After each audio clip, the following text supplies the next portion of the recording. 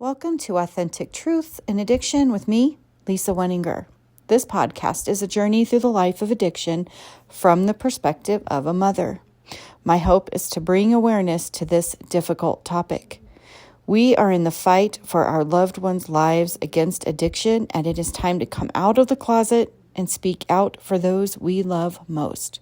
For me, this has been an eye-opening experience in knowledge, faith, and ability to love through the most trying times. I've learned new boundaries and how to love others where they are. I hope this can help others do the same. Let's go.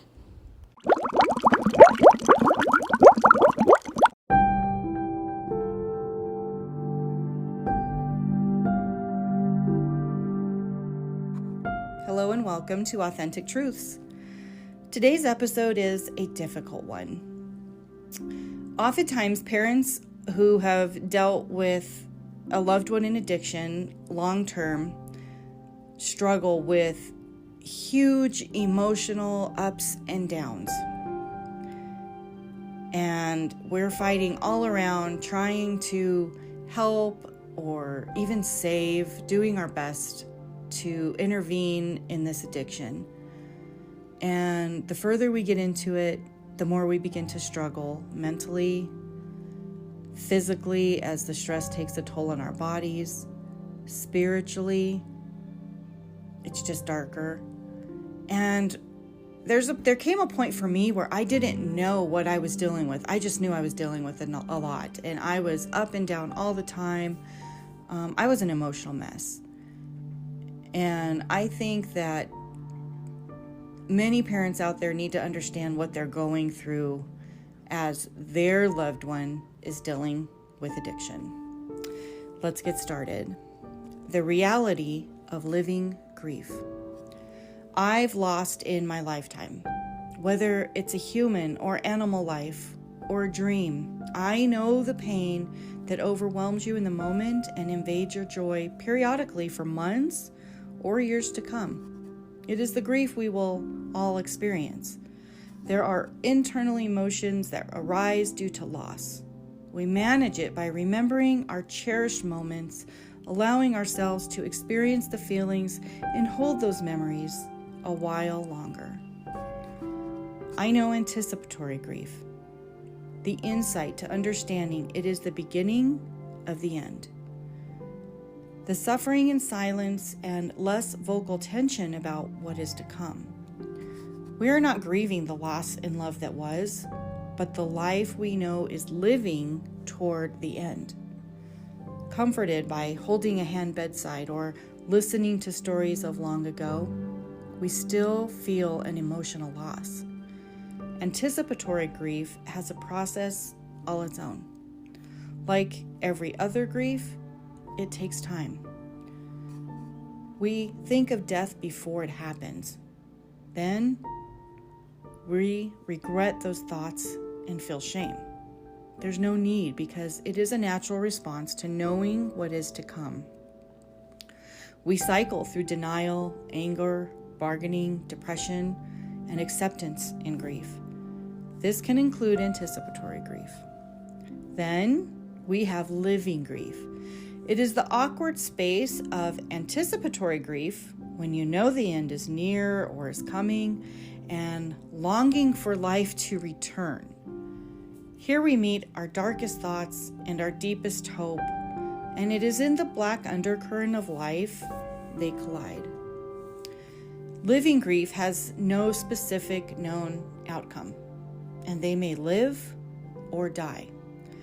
Running through your day like a bad soap opera are the realms of shame and guilt, all while convincing yourself to not feel shame or guilt. You find yourself marking mental tombstones with words like success, boundaries, joy, peace, calm, and care. Every decision you made was guided by the disrespect, manipulation, deceit, and abandonment you faced from a loved one. Yet, you feel like the villain in your own victimization of you. Living grief cycles through anger. There are even moments of blind rage. You scream words of truth and feel the razor edge of pain deep in your heart. Your anguish opens the door to denial, a place many parents stay.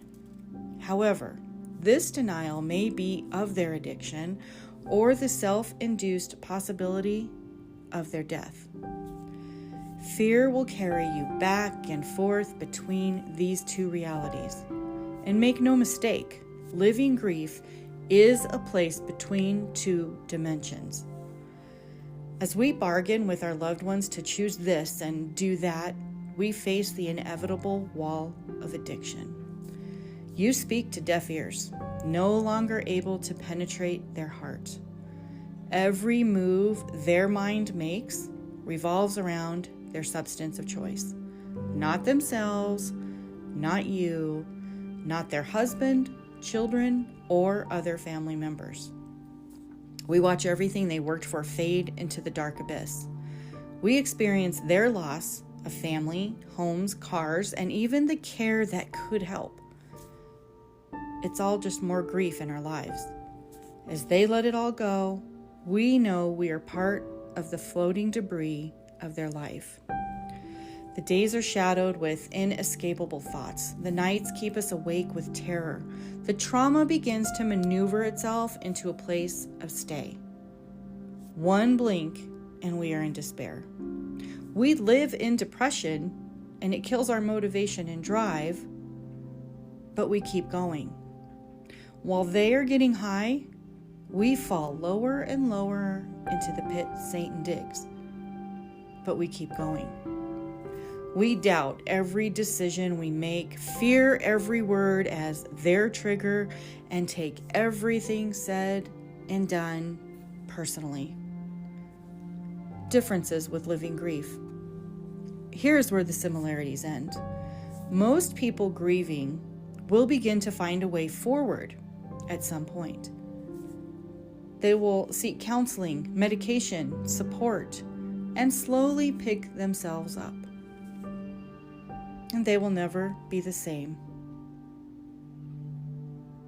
You slowly heal and embrace the new life you built without your loved one.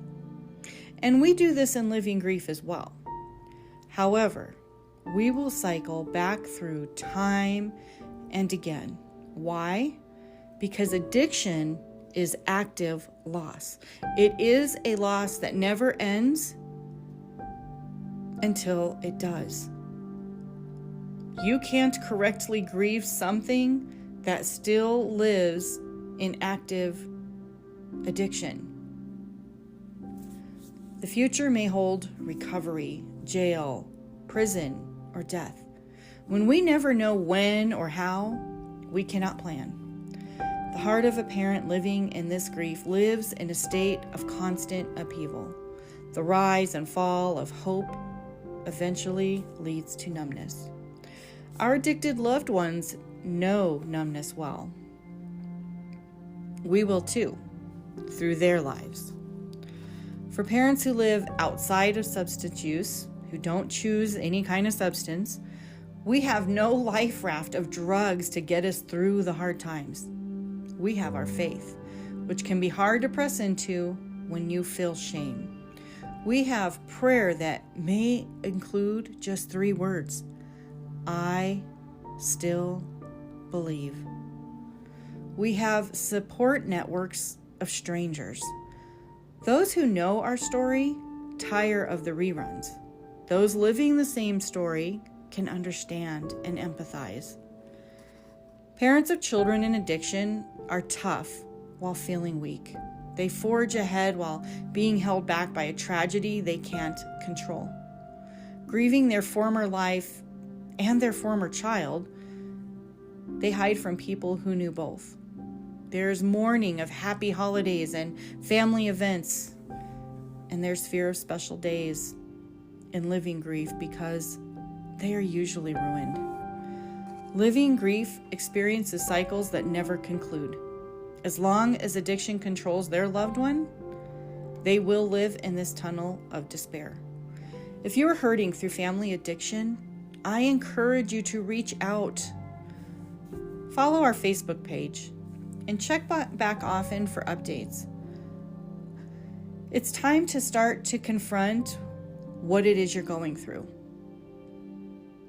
It's time for you to step out of the addiction cycle and into your own recovery cycle. Only when you do that will you escape the living grief that comes with loving a child in addiction. I know how hard it is. I've done it. It took me a year to recover and move out of that grief. And I'm not saying it goes away permanently. I'm saying you learn to live again with it.